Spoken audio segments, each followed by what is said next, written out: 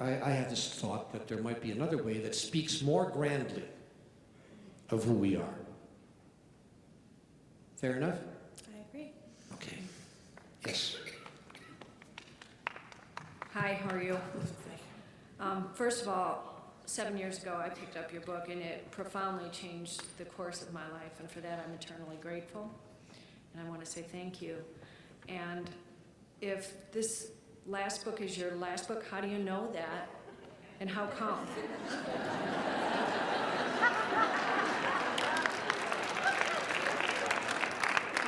Well, it's the last dialogue book. I think I'll be writing books until I die. You just can't shut me up. That's good. I feel I have too much to share.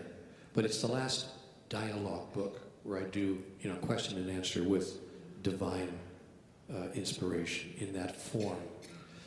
Because there's nothing more to say. Really, if you take those 10 books, now there are 10 books in the cosmology, and I truly, truly urge you, even though you may think you've read it all, I promise you, the book Home with God contains stuff that is in none other of the books, not any other of the book, brand new material, and tons of it about life in the hereafter, and so forth, because it's meant to complete the whole cosmology.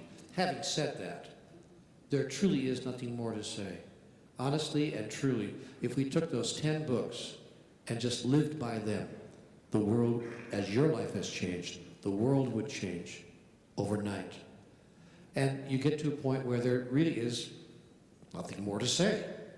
Now it's just about embracing what has been said and bringing it into our lives and making it real.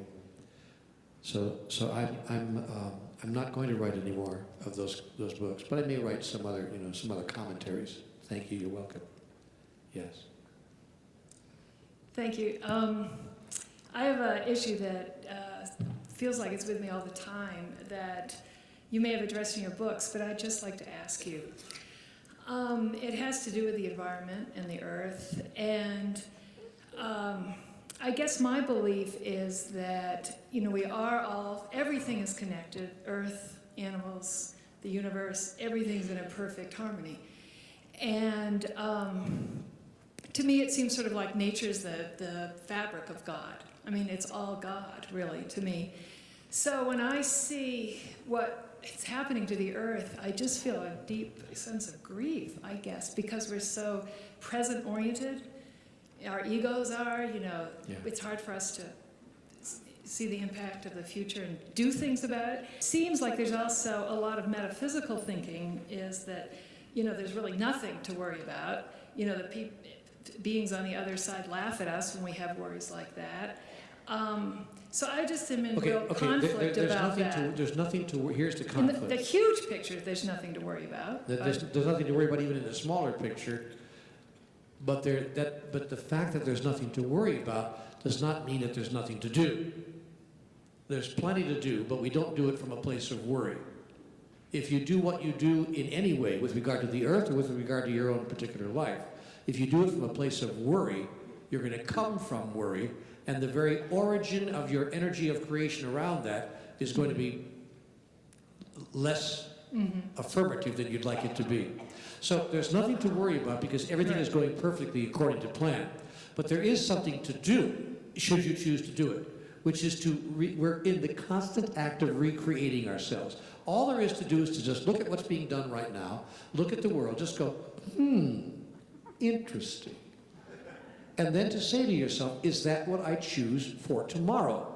It's not about judging yesterday. It's not about making anyone or anything wrong. It's just about looking at it and going, so, I see.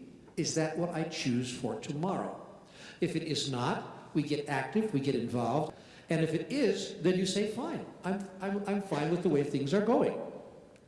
But we don't, if we decide to take action, we don't take action from a place of panic, worry, anxiety, or upset, but rather from a place of power, strength, determination, conviction, and knowing exactly who I really am.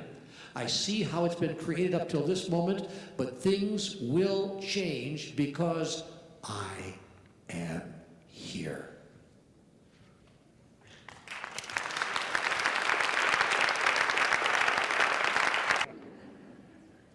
And so we're going to let you go. We're going to send you out into the night, good and faithful servants. Clear now what brought you here. Clear now, more than ever before, who you really are. Clear now that you came here to this time and place, to this glorious earth, that it might be renewed through you. Can you believe it or not? That you have a mission grander and more extraordinary than ever you might ever imagine. Clear now that if you so choose, and I hope you will, that every minute of every day from this day forward can be an extraordinary conversation with God.